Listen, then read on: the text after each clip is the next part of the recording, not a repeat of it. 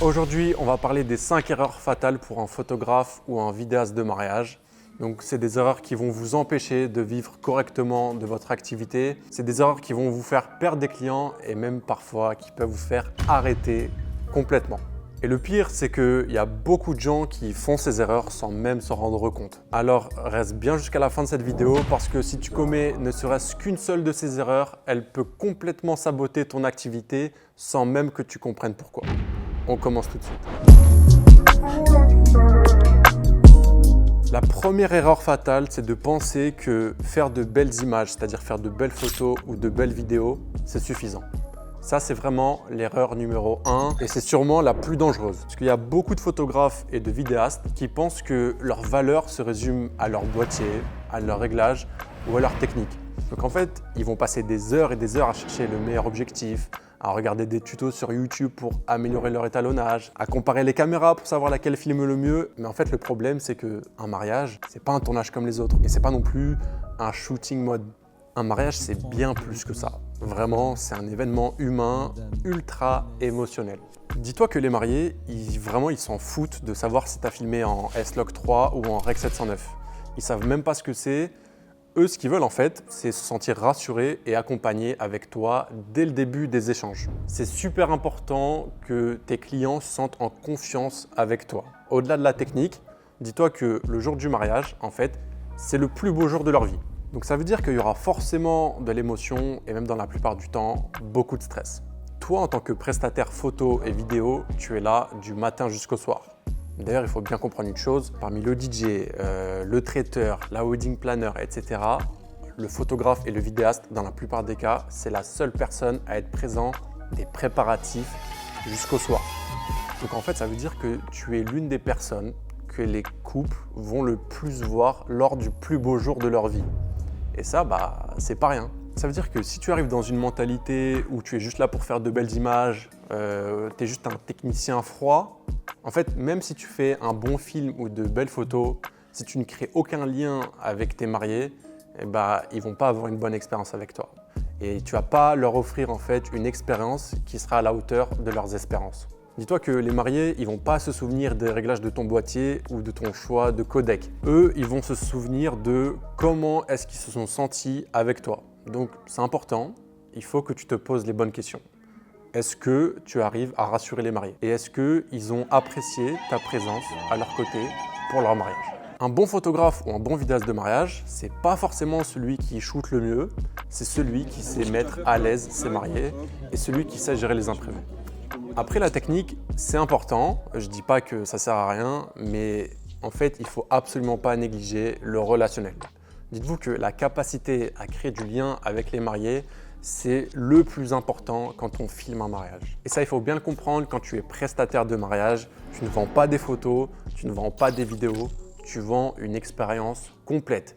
Et cette expérience-là, elle commence bien avant le jour J. C'est-à-dire qu'il y a tous les préparatifs en amont, les appels, les échanges, les visios que tu vas faire avec les mariés. Évidemment, il y a aussi le jour J, comment tu vas te comporter avec eux et est-ce que tu vas faire de belles images. Et ensuite, il y aura tout l'après, c'est-à-dire la livraison. Est-ce que tu vas respecter les délais et est-ce que les mariés vont être satisfaits du travail que tu as fourni le jour J. Et c'est toute cette expérience globale qui va faire de toi un bon prestataire et un bon photographe ou vidéaste de mariage. La deuxième erreur qui est fatale pour beaucoup de photographes ou vidéastes de mariage, c'est de ne pas savoir se vendre ou même pire, de refuser de se vendre. Je dis ça parce que j'entends beaucoup de gens dans le milieu dire moi je fais de belles photos, je fais de belles vidéos, je préfère que mon travail parle pour moi, j'ai pas besoin de me vendre. Ok, franchement, c'est très bien ce genre de discours, ça fait artiste, mais en réalité, il faut arrêter avec ça. Ton travail seul ne suffit pas à trouver de nouveaux clients. En fait, dis-toi que des bons photographes et des bons vidéastes, il y en a plein. Donc s'il y a plein de photographes et de vidéastes qui sont bons et que toi aussi tu es bon, comment est-ce que tu peux te différencier des autres? C'est avec ton marketing, c'est-à-dire ta façon de te vendre, ta façon de communiquer et ta façon de mettre en avant ton travail sur les réseaux sociaux. Il faut bien comprendre que se vendre, c'est pas du tout un sujet tabou. Ça veut pas dire que tu manipules les gens ou je ne sais quoi. Bien au contraire. Se vendre, ça veut juste dire que tu sais clairement expliquer ta valeur et raconter ton histoire, tout simplement. Le gros problème, et je suis passé par là moi aussi, c'est qu'il y a beaucoup de photographes et de vidéastes qui ont honte de parler d'argent. Souvent, ce qui se passe, c'est que quand ils annoncent leur prix à leurs clients, ils bafouillent. Limite, ils sont en train de s'excuser en mode Bah moi, mon tarif, c'est 1000 € ou 1500 €. Mais bon, si c'est trop cher, on peut s'arranger ou je peux faire un effort. En fait, il y en a beaucoup, ils vont accorder une remise alors que le client n'a rien demandé. Et en fait, ça prouve que toi-même, tu n'es pas sûr de ton propre prix. Et du coup, le client, il aura deux réactions possibles. Soit il se dira que tu n'es pas assez bon techniquement pour justifier ce tarif parce que tu hésites. Et du coup, il prendra un autre photographe ou un autre vidéaste à ta place. Ou alors, il négociera un prix encore plus bas. Et du coup, dans les deux cas, en fait, tu es perdant. Donc vraiment, c'est important. Il faut que tu sois capable de te vendre et d'affirmer ton prix avec confiance parce que tu sais ce que tu vaux. Quand tu fais un mariage, tu sais déjà que tu vas passer des dizaines et des dizaines d'heures sur ce mariage entre la préparation en amont, le jour J et le montage ou les retouches photos après le mariage. Donc en fait, il n'y a vraiment aucun souci à avoir un tarif élevé à partir du moment où c'est assumé et surtout à partir du moment où tu as de l'expérience et un bon portfolio. Et si malgré tout ça, un client trouve que tu es trop cher, il n'y a pas de souci. Ça veut juste dire que ton offre n'est pas adaptée à ce client-là précisément. Mais sache qu'il y en aura plein d'autres qui, eux, verront la valeur de ce que tu proposes. Des clients qui sont capables de comprendre que la différence entre un photographe ou un vidéaste de mariage à 800 € et un autre à 2500 €, c'est pas juste le prix, mais c'est toute l'expérience que tu vas offrir entre la qualité et la sérénité, il y en a plein, des clients comme ça. Donc vraiment, c'est important, apprends à te vendre, apprends à parler de ton travail, apprends à expliquer ta valeur et surtout, n'attends pas que les clients tombent du ciel parce que tu as un bon portfolio. Si tu fais ça, d'office, je te le dis, tu te tires une balle dans le pied. La troisième erreur fatale, c'est de travailler sans vision, c'est-à-dire d'enchaîner les projets et les mariages sans avoir de stratégie à long terme. Je dis ça parce que je vois beaucoup de photographes et de vidéastes qui enchaînent les mariages et même les projets de manière générale sans jamais se poser de questions. En fait, ils acceptent tout à n'importe quel prix, avec n'importe quel client et peu importe si c'est un mariage ou un projet avec un budget qui ne correspond pas à leur tarif, ils se disent c'est toujours un projet, c'est toujours bon à prendre. Sauf qu'au final, en réfléchissant comme ça et en acceptant tout, ils se retrouvent fatigués et ils se retrouvent à ne pas avoir de positionnement clair sur le marché. Ils font je ne sais pas combien de tournages par an, ils travaillent comme des fous, mais ils se rendent compte au bout de 3 ans qu'ils sont exactement au même point de départ. Dites-vous vraiment que chaque projet que vous acceptez doit servir un objectif. Par exemple, si vous avez pour objectif de faire des photos ou des vidéos de mariage et que vous voulez monter en gamme et viser des mariages de luxe dans des châteaux ou avec des budgets très élevés.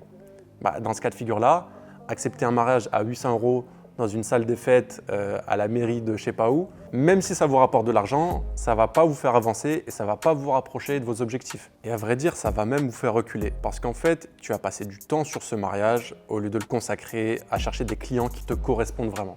Si tu fais des mariages juste pour faire des mariages et que tu n'as pas de vision claire sur le type de client que tu veux attirer, tu vas rester bloqué au même niveau pendant des années. Et le pire, c'est que tu vas brûler ton énergie sur des projets qui ne te correspondent pas. Et au bout de quelques années, tu vas te demander pourquoi tu ne ressens plus aucune passion pour ce métier qui te faisait tant vibrer à la base. Donc vraiment, c'est super important. Il faut que tu aies une stratégie, il faut que tu aies une vision long terme et il faut que tu saches où tu vas. Et retiens cette phrase, il n'y a pas de vent favorable pour celui qui ne sait pas où il va.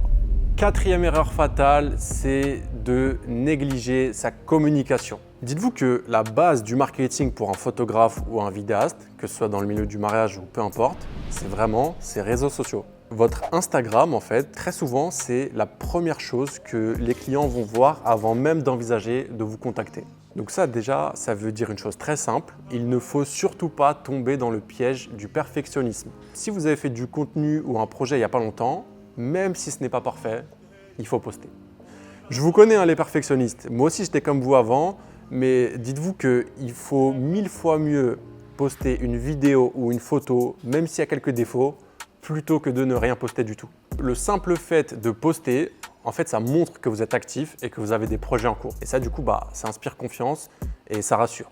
Et le fait de rassurer, ça vous aidera à trouver de nouveaux clients. Et bien évidemment, il n'y a pas que Instagram, il y a aussi votre site web, c'est tout autant important, voire même plus important. Il y en a beaucoup qui se contentent juste d'avoir un beau Instagram, mais malheureusement, ce n'est pas suffisant. Vraiment, aujourd'hui, c'est indispensable d'avoir un site web propre, à jour, avec votre dernier projet. Et pas que, il faut aussi une page à propos et une page où on peut vous contacter avec vos coordonnées. Dites-vous que les meilleurs photographes et les meilleurs vidéastes du monde, ceux qui facturent 10, 20 ou 30 000 € la prestation de mariage, ils ont tous des sites web. Donc qui sommes-nous, pour ne pas avoir de site web propre et à jour? Vraiment, il ne faut pas négliger cette partie-là, c'est super important. La dernière erreur, et pas des moindres, c'est de vouloir en faire trop pour prouver son niveau. Donc les trends TikTok, les trends Instagram, c'est bien, franchement c'est super, c'est à la mode, ça peut faire des vues, des likes, mais comme son nom l'indique en fait, c'est juste une trend, c'est juste de passage. Ça veut dire que c'est quelque chose que les gens vont apprécier un temps, mais très vite on va passer à autre chose. Et en fait, souvent les trends TikTok ou trends Insta, ça ne raconte rien, aucune histoire. Et en fait, c'est tout l'inverse de notre métier quand on est photographe ou vidéaste.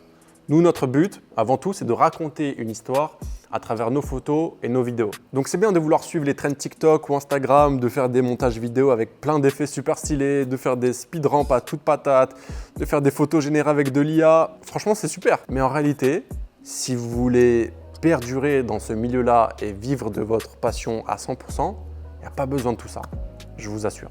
En fait, à force de toujours vouloir en faire plus, on finit par perdre le focus sur l'essentiel, ce qui est le plus important, c'est-à-dire l'émotion et le moment qui se joue sous nos yeux. Et ça, c'est encore plus vrai quand on shoot un mariage, où les moments forts ne se répètent pas et en fait, on n'a pas le droit à l'erreur. Si par exemple, tu es en train de changer d'objectif ou de tenter un plan compliqué à un moment clé lors d'un mariage, tu peux louper une larme ou tu peux louper une émotion qui ne se reproduira plus jamais. Sache que la vraie maturité professionnelle, c'est de savoir rester simple, être au bon endroit, au bon moment, avec le bon cadrage et une belle composition. Dites-vous que rester simple, c'est pas du tout un manque de créativité, c'est même tout le contraire, c'est une forme de maîtrise. Voilà pour cette vidéo. Sache que toutes les erreurs dont j'ai parlé ici, je les ai moi-même faites pendant des années et des années. Donc si tu t'es reconnu dans une seule de ces erreurs, il n'y a rien de grave. Sache que j'ai même une bonne nouvelle pour toi, tu peux corriger ces erreurs-là et pour ça, il suffit juste de te former et d'avoir accès aux bonnes informations. Donc si ça t'intéresse et que tu ne veux pas reproduire ces erreurs-là qui peuvent saboter ton business, clique sur le premier lien que tu trouveras dans la description.